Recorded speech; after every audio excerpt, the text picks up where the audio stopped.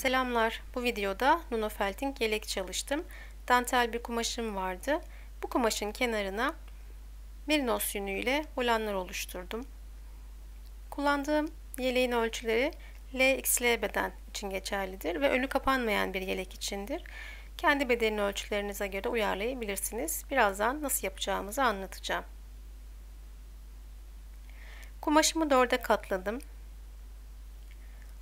Kumaş katımı ve kumaş kenarımı belirledim. Ölçülerimi kumaş kenarından alacağım. 50 cm ölçü LXL beden önü kapanmayan bir yelek içindir. Eğer önü kapanan daha geniş bir yelek istiyorsanız lütfen 60-65 cm arasında bir ölçü kullanın. Aksi takdirde dar olur kıyafet size. Evet, 50 cm ölçülerinde bir kare oluşturmuştum. Şimdi bunun bir kenarını keserek bir çeyrek daire oluşturuyorum. Açtığımda 100 santimetre çapında bir yarım dairem oldu. Şu an 2 kat kumaşım. Kumaş katı bana bakıyor. Kumaş kenarı ise yukarıda. Kumaş kenarından 15 santimetre aşağıya indim. Bu noktadan aşağıya 20 santimetre indim. 20 santimetre benim kol oyuntum. Şimdi bu kol oyuntusunu ileriye giderek oluşturmaya çalışacağım. Ne kadar ileri gitmem gerekiyor? Sırt genişliğimin yarısı kadar. Sırt genişliğim 38 cm ise bu 19 cm oluyor. Eğer siz daha zayıfsanız kendi sırt ölçünüzü ikiye bölerek bu ölçüyü bulabilirsiniz. Evet, işaretlediğim noktalar arasından bir dik iniyorum. 20 cm tabii ki bunun uzunluğu. Kol genişliğim çünkü. Bu kol genişliğinden sağa ve sola 3'er santimetre işaretliyorum. Bu da oyuntuyu oluşturacak. Bir dikdörtgen şeklinde değil, bir oval şeklinde kol oyuntusunu oluşturacağım. Birazdan kestiğimizde göreceğiz.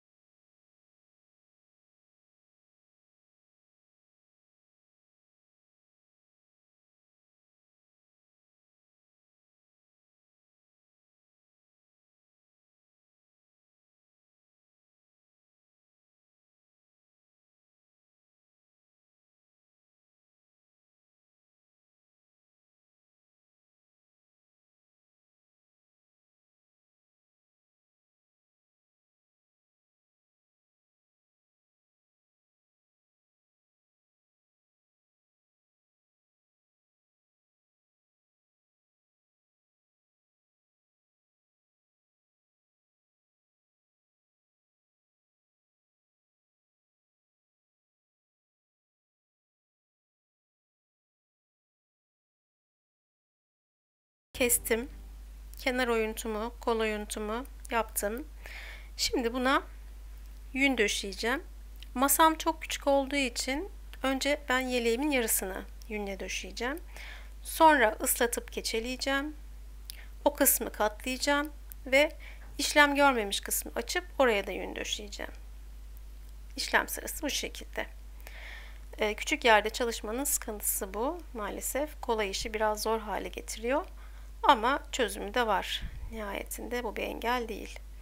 Evet, kumaşımın kenarını merinos yünüyle güzelce çepeçevre dolanacağım. Tek kat değil, ucuca 2 kat şeklinde yünü yerleştireceğim. Şu an ilk kat bitti. İkinci katı ilk katın yarısının üzerine getirip aşağı doğru birazcık sarkmasını sağlayacağım.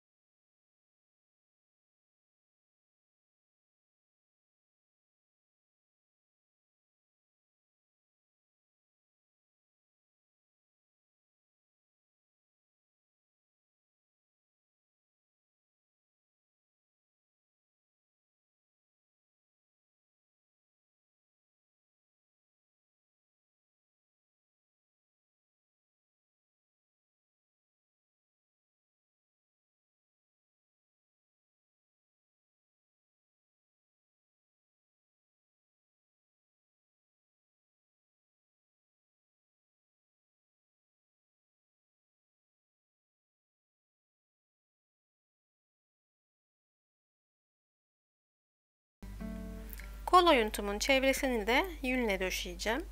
2 kat yün kullanacağım burada. Önce kol oyuntusunun kenarına paralel şekilde yünümü döşeyeceğim. Sonra da bu yüne 90 derece açıyla ikinci kat yünümü incecik yerleştireceğim. Bu şekilde kol çok daha sağlam olacak. Kol evi çok daha sağlam olacak. Ve daha güzel görünecek bence.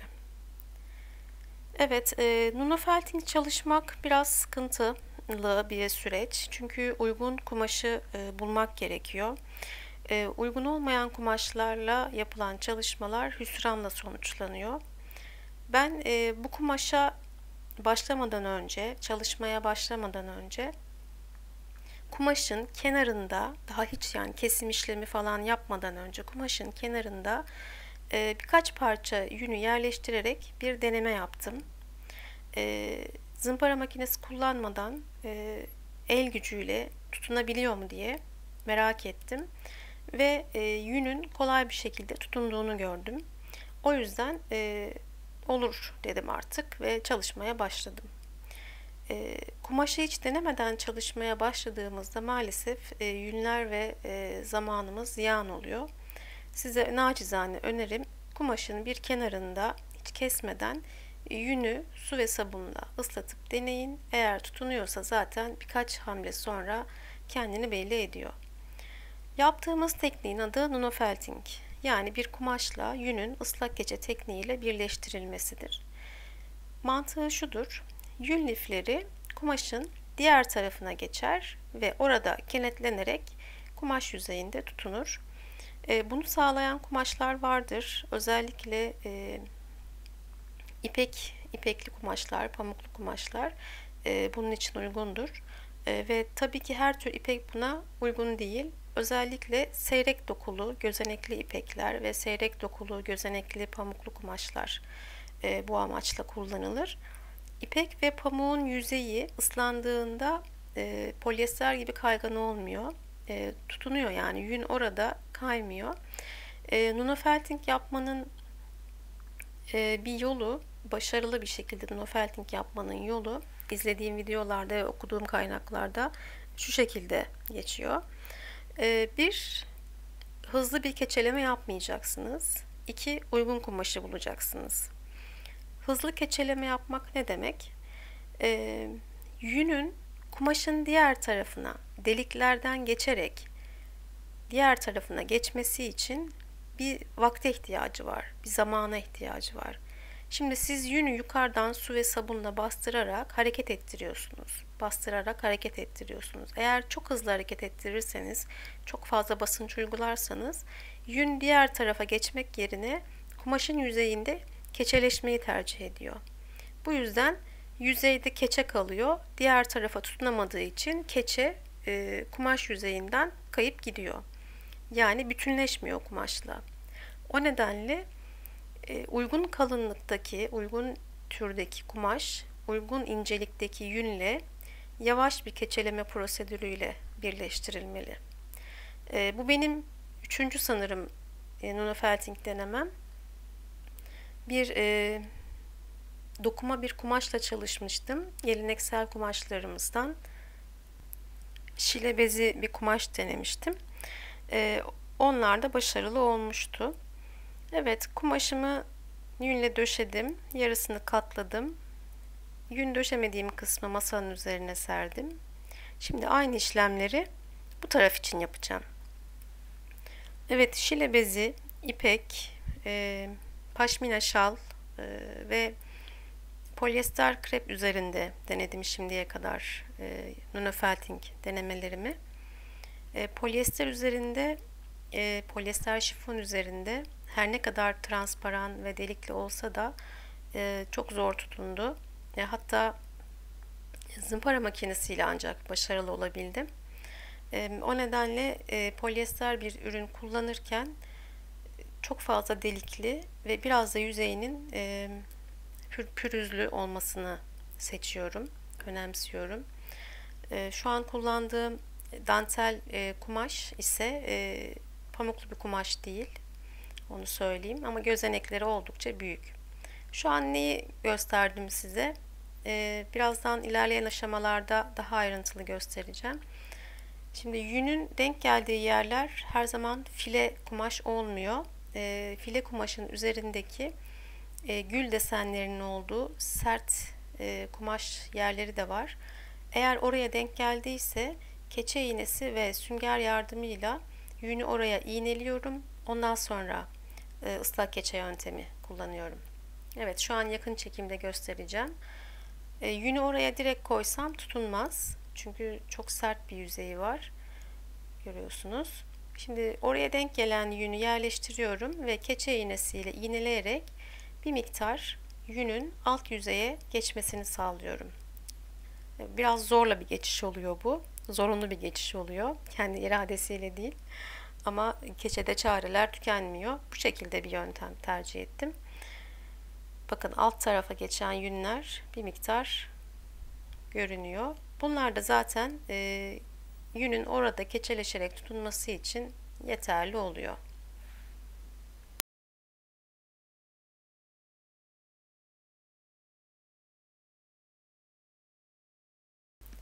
Kullandığım yünün miktarı her ne kadar az olsa da çok fazla el oyalayan bir proje oldu bu. Kenarlarını güzelce ovdum su ve sabunla. Şimdi ılık suyun içerisine daldırarak parçamı birazcık ısıtıyorum ve fazla suyu aldıktan sonra tekrardan su ve sabunla ıslatarak son şeklini vereceğim. Kenarlar ilk aşamada çok kolay keçeleşmedi. Bazı yerler keçeleşirken kumaştan bazı yerler sıyrıldı. Çünkü oralar benim sabrımın fazla olmadığı, çabucak keçelediğim yerlerdi. İlk defa uygulayacak arkadaşlara bu kadar büyük bir projeye başlamalarını önermiyorum. Başlayacaksalar da kumaş olarak pamuklu bir kumaş tercih etmelerini öneriyorum. Çok yavaş bir şekilde keçelemek gerekiyor. Baktınız ki yine de tutunmadı o kısım. Her yer tutundu. Bir yer denk geldi. Orası tutunmadı. Orayı da keçe iğnesiyle ve sünger yardımıyla iğneleyerek yünün diğer tarafa geçmesini sağlayabilirsiniz. Ben kumaşın bazı yerlerinde bu yöntemi kullandım. Kullanmak zorunda kaldım. Çünkü yer kısıtlı olduğu için parçayı sürekli hareket ettirmek zorundaydım ve ıslakken hareket ettirdiğinizde tam keçeleşmemiş, diğer tarafa geçmemiş lifler kumaştan ayrıldılar. O nedenle keçe iğnesini yer yer kullandım kumaş üzerinde. Evet, ısıttığım kumaşımı kirli sabunla güzelce ovuyorum, sağlamlaştırıyorum kenarlarını. Kenarlara makas değdirmedim. Doğal haliyle kalmasını istedim. Girintili çıkıntılı bir görüntü daha hoş olabilir diye düşündüm. Arzu ederseniz tabii ki kesebilirsiniz daha düz bir görüntü için. Evet, kol evini de güzelce ovuyorum. Kol evini ovduktan sonra yıkayacağım. Bir miktar sirkeli suda bekleteceğim. Ondan sonra durulayıp son şeklini vereceğim.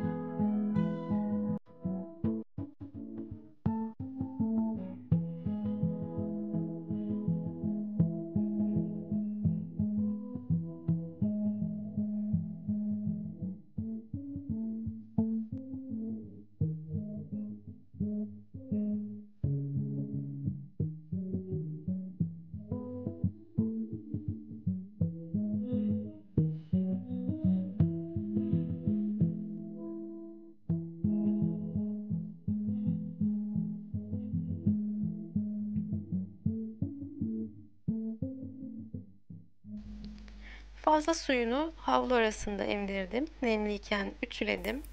Son hali bu şekildeydi. İnşallah sizin de hoşunuza gitmiştir video. Kendiniz için dener ve güzel sonuçlar alırsınız. Başka bir videoda görüşmek üzere.